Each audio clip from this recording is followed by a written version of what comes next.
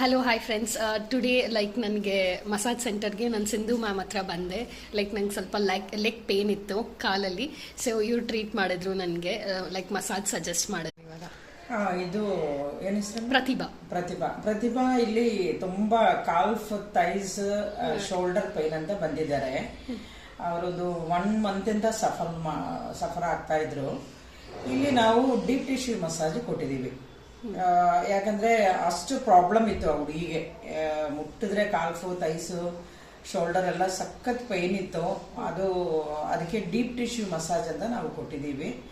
ಇವಾಗ ಅದು ಹೊಸ ಸ್ಟೆಪ್ಗಳೆಲ್ಲ ಹಾಕಿ ಬೇರೆ ಬೇರೆ ಮೆಥಡ್ ಆಫ್ ಮಸಾಜ್ ಟೆಕ್ನಿಕ್ಸ್ ಎಲ್ಲ ಯೂಸ್ ಮಾಡಿ ಒಳ್ಳೆ massage 1 hour full body massage ಕೊಟ್ಟಿದ್ದೀನಿ.